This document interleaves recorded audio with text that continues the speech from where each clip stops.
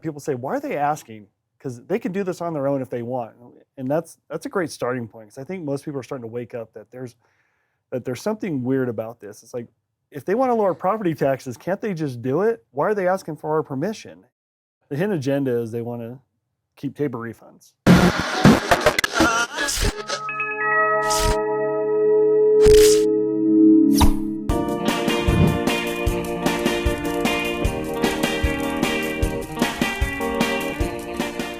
We've been talking a lot about Proposition HH because it's really important to try to get a man on the street side of it. Jesse Mallory from Americans for Prosperity. Jesse, you've been knocking on a lot of doors. You've been talking to, what do we call them? Oh, regular people. People who pay for it? The people who pay for it. I've been really worried about this since the legislature, not the title board, but the legislature wrote the language that people will read on the ballot. They wrote it to make it look like it's actually tax relief. It sounds great. They didn't write it for what it really is, a tax increase. Or follow their own rules on how ballot initiatives are supposed to be worded, but that's for the regular people, I guess. So when you look at a poll of this and people read the language, you go, oh, tax relief, and it comes out of, what do they call it, surpluses or revenue, and not out of your TABOR refunds, the way it's supposed to be. You know, people, how do you, I would vote for it if I did not know better. Your organization, Americans for Prosperity, do a lot of terrific things, including the dirty work of actually walking or phone calling and talking to, what are they again? Oh, taxpayers, regular people, voters. What are you hearing? So what's interesting is that, you know, the average voter is really starting to catch on to what's happening, because they always say, and we saw this issue back on Prop 116 and 117 that, you know, we jointly supported together with you guys, and that they said— Remind us what those were. Oh, that one was the tax cut, which was amazing, and appreciate the hard work that you did getting that together, and we really enjoyed being out there helping lower taxes for people with you. And then 117, which was supposed to support increased TABOR protections with the fees, or taxes that they call fees. Yeah, you need permission to increase fees. Yep. And of course, legislature didn't listen. We're suing, and you know, one day that'll be settled. But anyway, one of the things that we noticed is during that, people say, why are they asking? Because they can do this on their own if they want. And that's a great starting point, because I think most people are starting to wake up that there's something weird about this. It's like, if they want to lower property taxes, can't they just do it? Why are they asking for our permission? And that's something that I think that level of mistrust that Colorado voters have, especially considering all that we've seen over the last couple of years, is that level of suspicion is playing to our benefit there. Let me dive in on that, because this is the part. This whole thing of, if it sounds too good to be true, maybe it is. Yeah, it just might be. So you look at Prop HH, holy hell, you know, and you go, wait a second. All these things they say about this, lowering property taxes, property tax relief. You don't need to ask permission of voters. You, the legislature, can already do this. Help with this and that and the other. You can do that. Make property tax relief for seniors more portable. You can already do everything that is in that you can already do. Why are you asking our permission? So why are they asking our permission? What is the hidden agenda? The hidden agenda is they want to keep TABOR refunds. And then they also want to position themselves to where local governments can retain revenue that's owed back to you without your vote. They can vote, you don't get a vote anymore. And the beautiful thing is that we talk to people. We talked to a gentleman last week who was like, oh yeah, you know, I actually really like HH. You know, my property taxes are so high, I'm so stressed out. And then we walked him through what was in it, and he was like, absolutely not. I'm a no. Like, I'm a hard no. So you took a guy from hard yes to a hard no. Second, see, just once they actually learned what was in it. Walk me through that, all right? Because people are listening, and they don't get it. And if you read it, you are a hard yes. There is no way you can read the ballot language of HH and not be, oh yeah, bring it on. My property taxes are too high. This is delicious. How long did it take for that one guy who was a hard yes to become a hard no? How many minutes did it take talking to him? Probably 5. 5 minutes. I mean, it wasn't long at all in that. Well, let's be a marriage counselor here for a minute. I'm that guy. All right. And you knock on my door, and I go, and you show me the ballot language, and I say something to the effect of, do you know how much this house they say is appreciated? It's gone up 40%. which means my taxes are now going to go up 40%. I can't afford that. This says property tax relief. It says it's going to go to education. It says it's coming out of surpluses. This is great. There's no way I'm voting against this. So you got something to tell me, you better tell me fast because I'm a hard yes. Absolutely. What do you tell them? So in those moments, what we'll do is we'll start walking through and saying, well, you understand that it's a temporary tax relief for perpetual TABOR refunds. Remember that TABOR refund, or the Colorado cashback, is the governor's friends call it? People are always like, oh, yeah. What do you mean? Yeah. That check I got last year? Yeah, the check you got. That's the $700. One. That's the one. So, yeah, that was cool. So if you vote yes on this, the legislature gets to keep that money in perpetuity. You get it for 1 year, then after that, those things are virtually gone. No, but I still get it next year, right? You'll get it maybe one more time at most. And then I don't get it anymore? Nope. What you're gonna do is in order to save, you're gonna give them a couple $1,000s, and they're gonna give you a couple $100s. That's the deal that they concocted for you. I don't see that in the language here. It doesn't say that. Yeah. It says property tax relief. Mm-hmm. And it's going to help education, it's going to do this, it's going to do that. And you wouldn't vote for it if it didn't say that. But it doesn't say that anywhere here. Show me where it says that. Yeah, well, that's the beautiful thing about what the legislature did, which is they changed the rule, so when they put something on the ballot, they can forego certain information. Now, if you and I want to bring something before the voters, we have to follow strict criteria. What they're hiding in there is that you're going to lose your TABOR refund. This is temporary, minimal at best, and that local governments can also keep money that's owed to you without your permission. When you say it's temporary at best, what do you mean it's temporary at best? The property tax release. Property taxes are still going to rise. They're just going to rise by a small amount less than they would otherwise. So you're saying my property tax is still going to go up? Yeah. Whether this passes or not? Yep. But they get to keep but the TABOR refund. But it's going to go, but my property tax is going to go up less than it would otherwise if I vote for this, correct? Slightly. So if you're willing to give the government close to $5,000 a year money in order to save a couple hundred, that's the math equation we're working with. So if I vote yes, and again, I'm still the guy at the door, Sure. You're talking to me. If I vote yes on this, I'm going to get my TABOR refund next year, but the year after, the year after, the year after, the year after, in perpetuity, It's gone. It's gone. Gone. It's gone. This is what they're trying to do, which is they've been trying to do with Prop CC before that and so many Yep. others. They want to take our TABOR refunds forever. And so you're Never saying let a that crisis go to waste. so this crisis, which happened because we got rid of Gallagher, this crisis of massive property tax increases, they're going to give me a little break on this increase. My property taxes are still going to go skyrocketing. All right, so help me out with that. My property value has gone up 40%. If we do nothing, Mr. Guy at my door, my property tax is going to go up 40% next year. 40%. If I vote for HH, what am I going to save? A couple $100 maybe. Couple $100 At best. At best. But every year I'm going to save a couple $100, right? That number's going to change because property taxes are going to continue to go up. Like there's not really an end in sight for a lot of this. And my value can keep going Your up. value can keep going up. And so, but I could save a little bit, $100 every year, but I'm going to give up that $700 check every year. Yeah, and if you go to the Common Sense Institute, it has an amazing calculator. You can go in, you can type in your address, and you can see the math for yourself. And that's one of my favorite things to do. I went in and I saw, I'll save maybe $400 in property taxes and pay out somewhere about $5,000 in TABOR refunds. So I'm giving the government $4,500, $4,600 of my money so I can have a couple hundred. It's bad math. So let me see if I got this. Again, guy at my door. Yeah. If I vote for this, I do save this much, but my taxes still go up. So from going up from 40%, it goes up to 39.5%. Yep.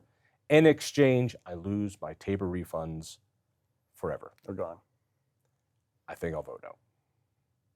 How successful have you been when you go knocking on doors, making phone calls? And it's not easy work. No, It's really, it's not. It's the It's ugly. necessary. Yeah, it's necessary. I think the left does this very well. They've built up machinery of knocking on people's doors and talking to them. Something that people on the right, Republicans especially, are just, they don't like talking to people who are not like them. It's very uncomfortable. I don't always understand that. But the thing is that, when you go to somebody's door and you actually have a conversation with them, you can see, I don't know about you, I've never got a mailer or watched a TV ad and think, oh my gosh, like my whole point of view has changed on this. I mean, that's never happened once. And I receive a lot of mail. But the idea is when you can actually talk somebody through their situation, see what's going on, hear their concerns, address them, show them where they can find the evidence themselves. That's how you persuade people. People listen to people. Yeah. People do not listen to pieces of paper. No. So what's your hit ratio? In other words, when you talk to people, how often are you able to get them to really question what they see on this?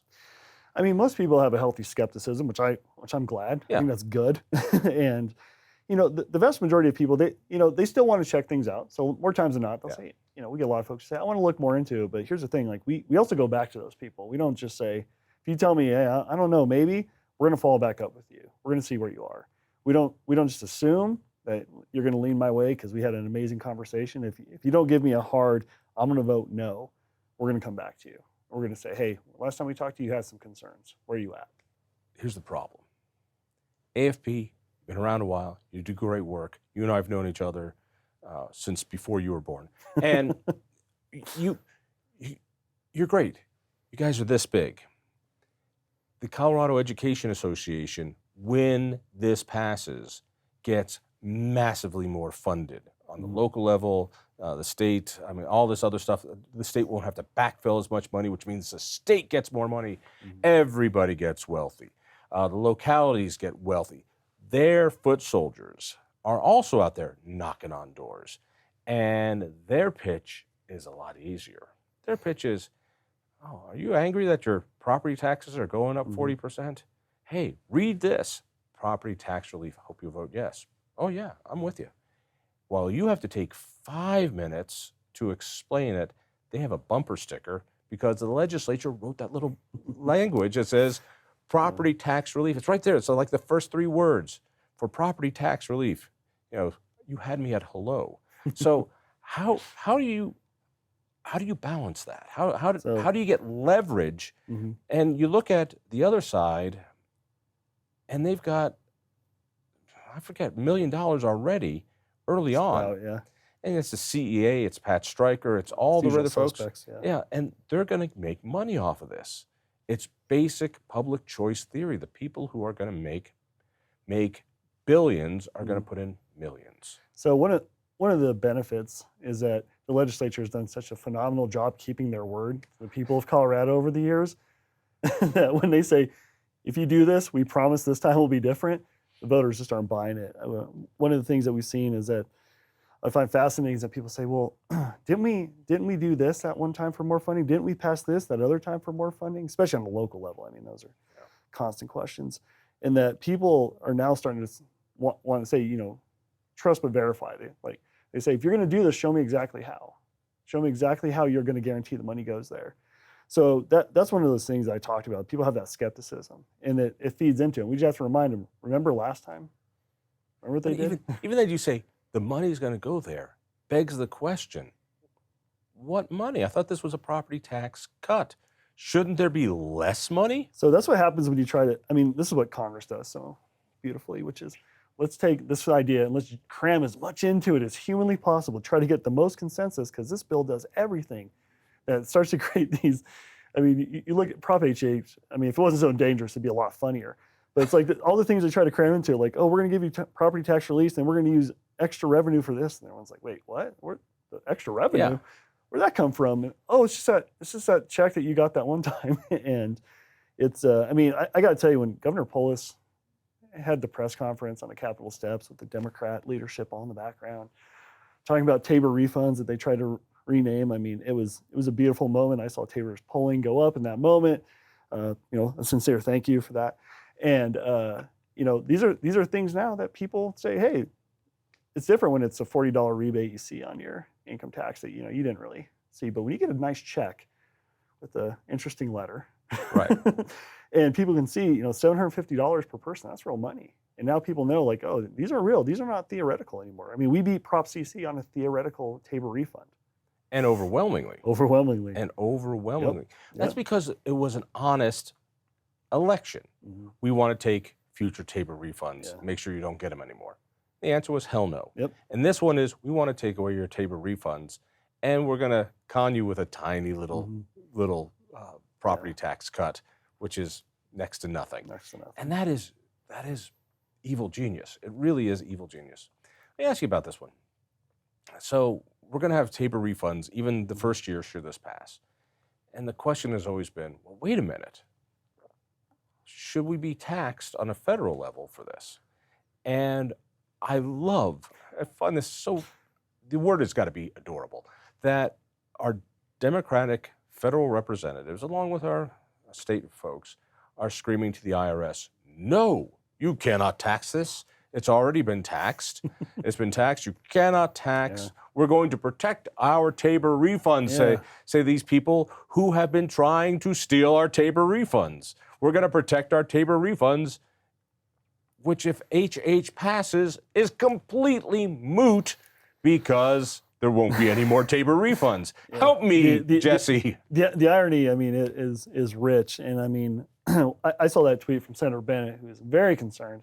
He wants to protect TABOR refunds for hardworking Coloradans. And I welcome the Joint Americans for Prosperity Colorado Issue Committee, among others, to say, great, let's defeat Prop HH. You know, you can join us. I'm sure he'll get back to me any day now. But, you know, and then Governor Polis, of all people, is like, you know, we're not going to allow this. Coloradans want their TABOR refund. I'm like, keep going with that thought. Yeah. Keep going with that thought.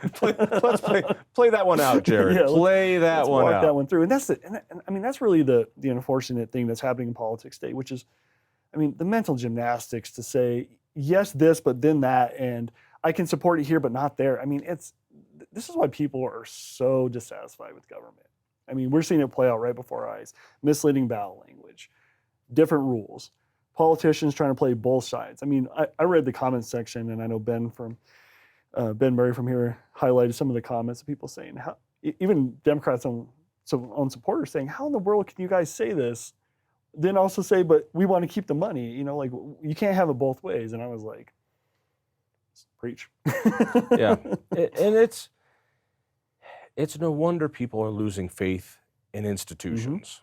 Mm-hmm. You know, Republican, Democrat, doesn't matter. People are losing faith in institutions, and it's this kind of stuff. We go back a couple of years, and it's the same dirty tricks when we got rid of Gallagher. Maybe getting rid of Gallagher was a good move. Yeah. I don't think it was. TBD. Yeah.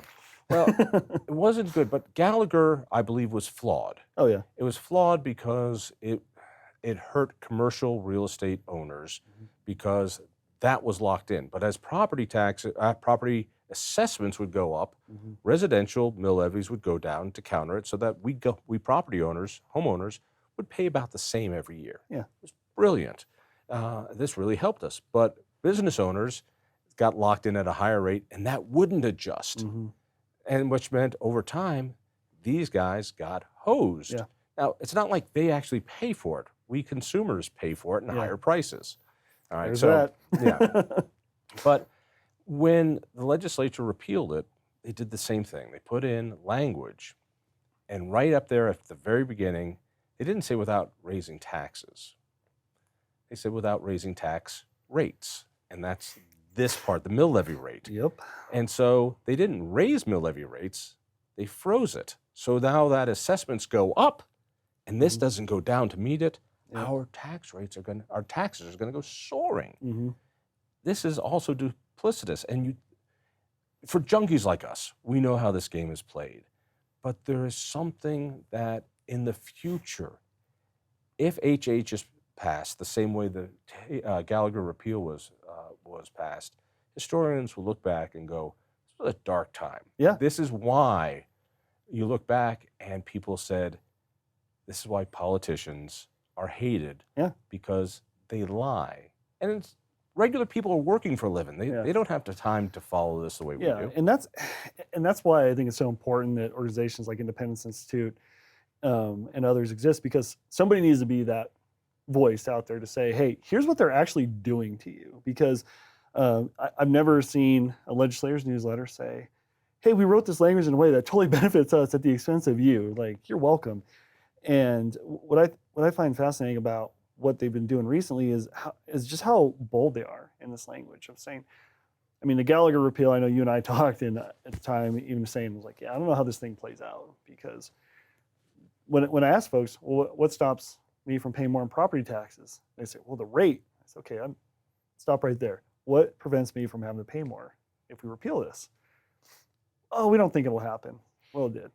Right. And we're all feeling it now. And I can still remember the day I got the notice from my mortgage company. It's like, hey, you might want to put a little more in your escrow.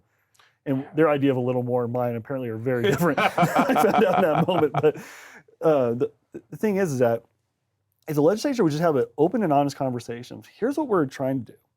Here's what we think the solution is, versus trying to do this cute and creative language that they pushed and pulled and dragged people in polling to get, and then they never follow through on what they do. And then they want to say, oh, it's, people are out there bashing us, and that's why people don't have any faith in us. It's like, no, it's you. It's always you.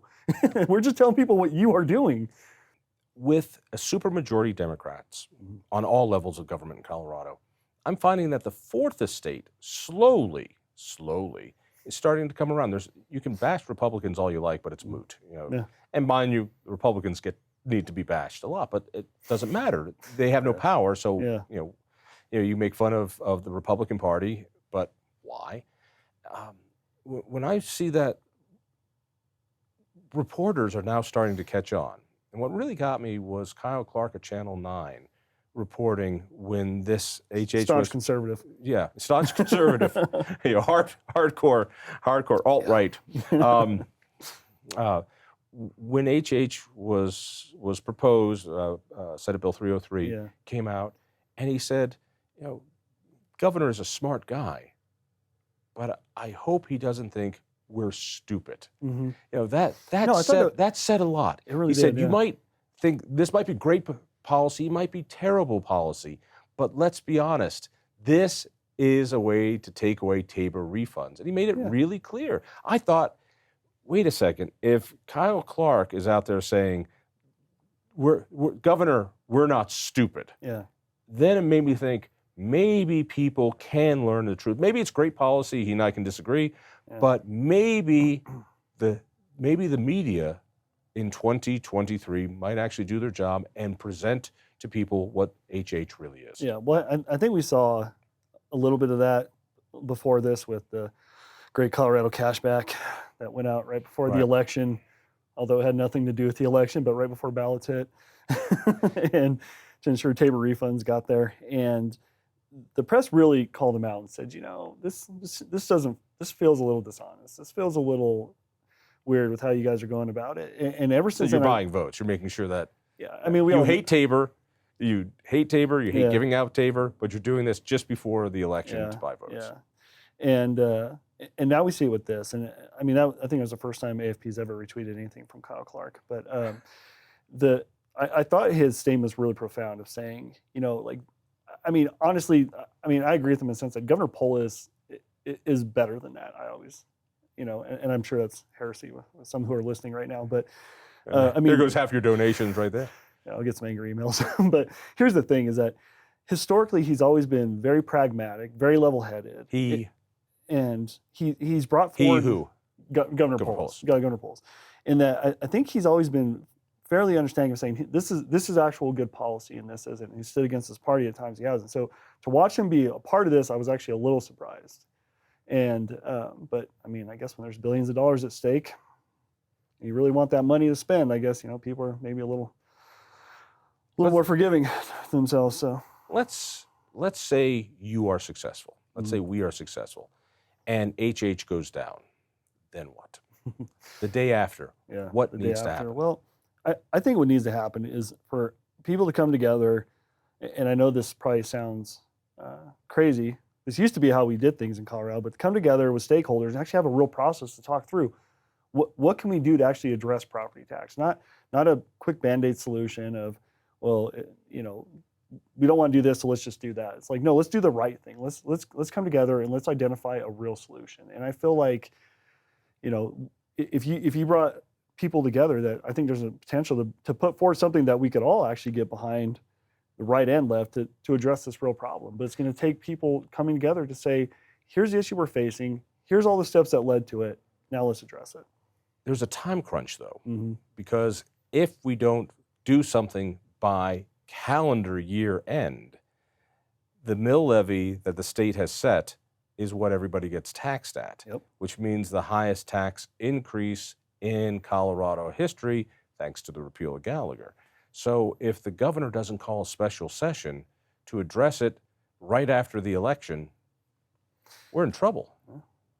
Heavy is the head that wears a crown. I mean, I'm just saying, like, nothing frustrates me more than when I hear elected officials who made a conscious decision to campaign, put their name out, ask people to invest in them financially with their time, talent, treasure, all those things, to say, well, these are really tough decisions. It's like, well, that's kind of what you signed up for. I mean, it's like firefighters, the building's burning. Like, that's kind of your comparative advantage to go do that. Like, we pay you for that purpose. We pay them to help drive these solutions. And the fact that they're unwilling to is why there's so many ballot initiatives all the time, because the legislature doesn't want to deal with these problems. They want to punt it because votes are scary. They punted for 2 years. There was 2 years they could have solved this, and they waited until the very end of the legislative session. They waited till the last week. Well, and that's how they do things. When, I did 7 years down there, which felt like 12. What did you do down there, by the way? I started out as communications director, and then was a chief of staff to President Cadman and President Grantham. So that was minority to majority. I yelled at you many times when you were down there. I did. I recall some of those. But the thing was that it's 120 days. It's always been that way. It's what we do. We're down there for 120 days. Day 110, everyone panics. The session's almost over. And it was always the House. The House would sit on 300 bills and then freak out. Session's almost over. It's like, yeah, for 109 days, we've been reminding you this moment was coming, and now we're in a time crunch. And then they start just ramming things through and voting things through. And I've talked to legislators right and left who said, this is a bad way to govern. They're like, I don't even think people are reading bills. And that's something Congress does. We expect that here in Colorado. And they waited till the last minute to ram this thing through. There was no debate. Then they're like, let's add what's the thing now? You can unify the TABOR refunds. Everybody gets the same amount if you vote for it. And even Kyle Clark's like, that sounds like a bribe, because it is. It is. And it's like, bad policy comes when things are rushed. There's no sunshine on it. There's no debate. I mean, Republicans stormed out at a certain point over that too. And now we are, and everyone's like, well, what's the alternative? My thing is, let's stop doing things that way and start and address it. But it would require a special session. And guess what? Like, hey, you're the governor. It's time for you to step up. And we'll see if he does. It's interesting that Lisa Frisell said to me in this very seat, and if he doesn't, he should be recalled. And she's not the kind of lady who says something like that lightly. Well, I mean, I guess I could try third, fourth time. I don't know. I lost count at this point. But I think this is something different. This is not over something light. This is something over. You're the reason why people's property taxes are going up 40 to 70%. And I'm just a jaded politico at this point. But I mean, she's not somebody who just throws out words like that. Yeah. And I think that is important to point out in this, is that it's like, you saw the problem coming. It's kind of like those friends we all had usually in college, where it's like, you saw the problem coming and kept approaching, and then it's like, hey, it's happened. Okay, it just happened. And they call you, like, this happened to me. It's like, yeah, everybody warned you. Like, we all warned you, yet here you are. I forget if it was Mark Twain. How did you go broke? Really slowly at first, and then all of a sudden. No, that's exactly right. And that's what the legislature's been doing over the years. They kept avoiding it. And then they throw this thing to you as almost like you don't really have a choice. It's like, well, the people do. And elections do have consequences. And the thing I like about recalls, I know there's mixed feelings on them, is that I think it's a great insurance policy. If people don't do their jobs, I think you're right to call them out early. You don't have to wait 4 years. So, give me your feeling on this. You've done some polling. It's, the more time people have to learn about HH, the more certain I am it goes down. Sadly, we have mail-in ballots, which means early votes will go the wrong way. Well, not necessarily. What do you think? Not necessarily. I mean, how optimistic are you? How pessimistic are you? I'm always cautiously pessimistic about anything. But cautiously pessimistic. So you're usually right and delighted when you're wrong. But the thing is that one thing that some folks, and I know your organization and others have really spent some time on the Blue Book. And I'm really surprised at the number of people who we talked to and said, yep, I got my Blue Book here. I'm going to take your information and I'm going to read this too. And like, we'll have those conversations with folks. And that I think people being able to look down and see the math and really understand and digest it. And that's the one thing that I think is really good in Colorado, is that we actually supply that. And of course we can all argue the Blue Book isn't always the best. I got to tell you, it's been very frustrating with the Blue Book because they take the language and they call it property tax relief. And I've been banging heads with the staff. They're good folks down there.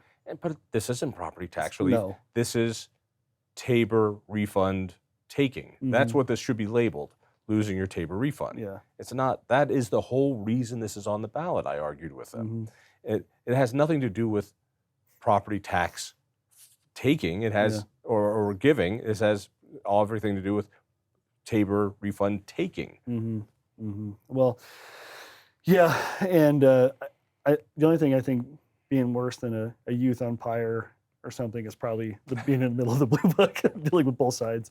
But that gives us an opportunity to at least prevent our case as best we can in an alternative means. And I think with the ballots, I notice a lot more people have been sitting on them longer. Normally they'll kick them out right away, but in elections like this, they usually sit on them for just a little bit longer.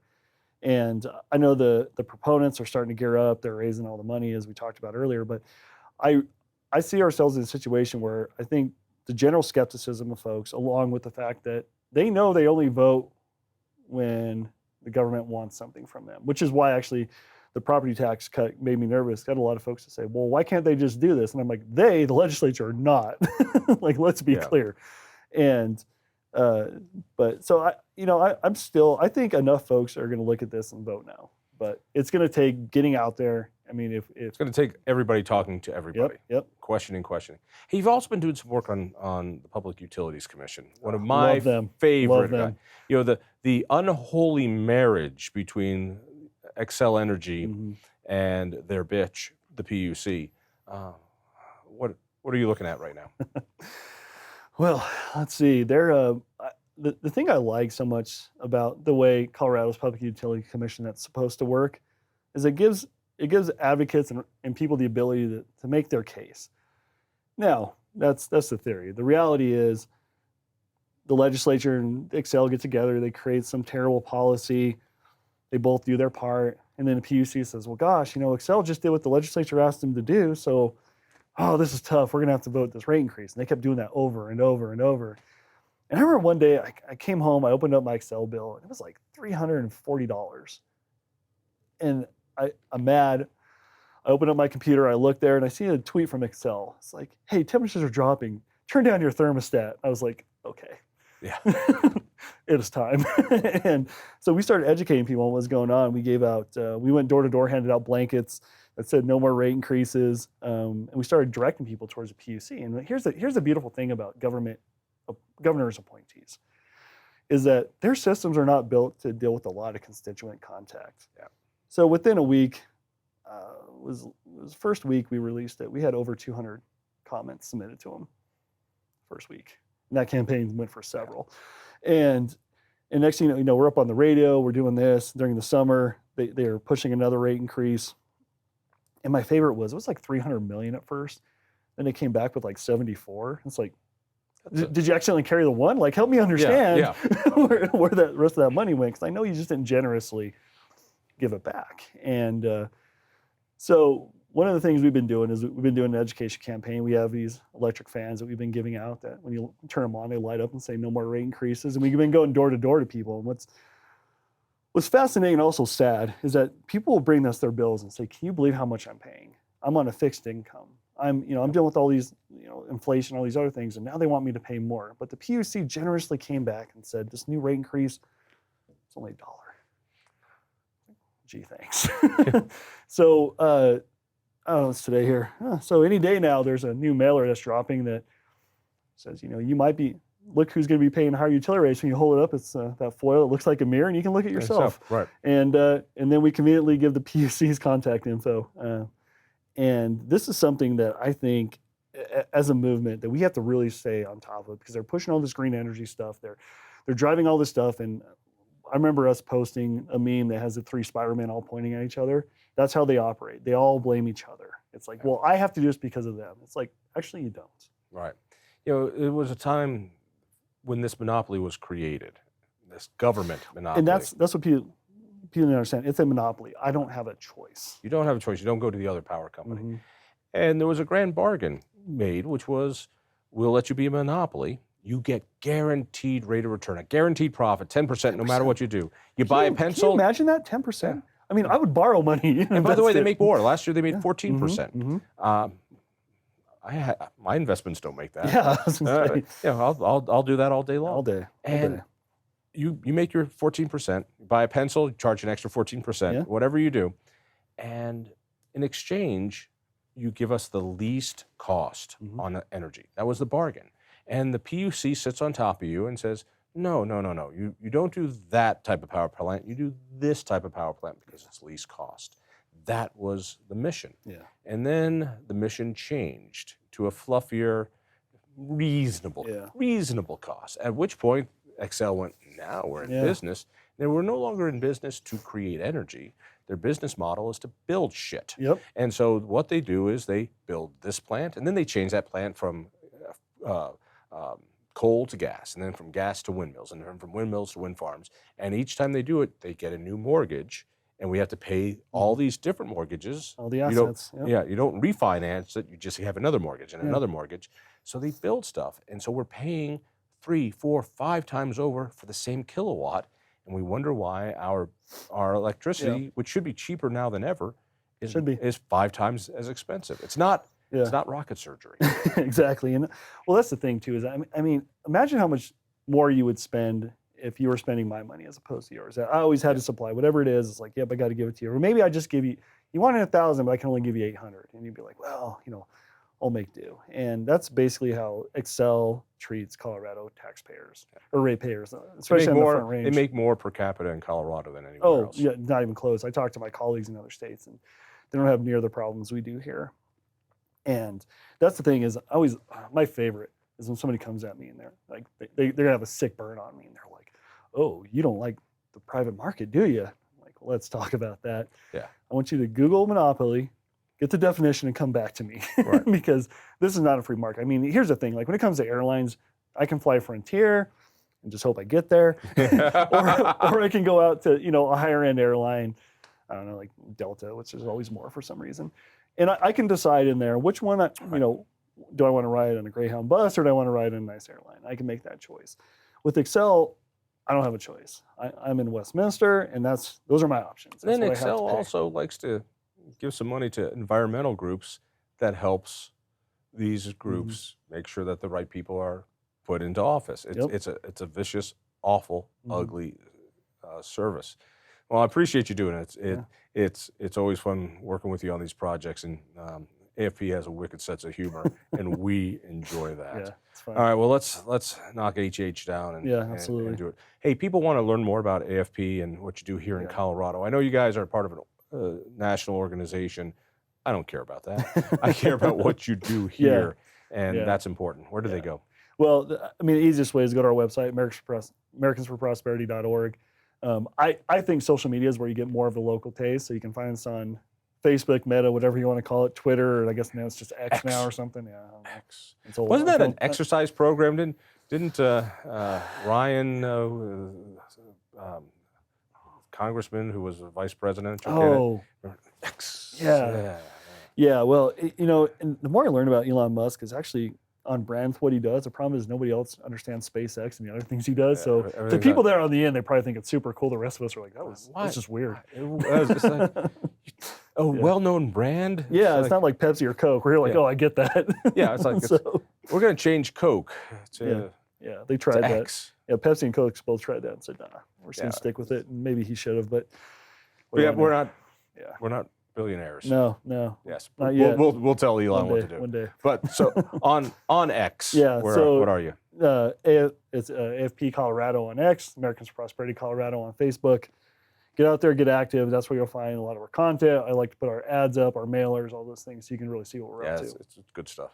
Jesse, thanks for doing what Hey, you do. thank you. If you enjoyed that conversation, by all means, click one of these other great programs. We have the best conversations with the most fascinating Coloradans. And subscribe to our channel. Just click down below and hit that little bell button too. You don't want to miss a single show.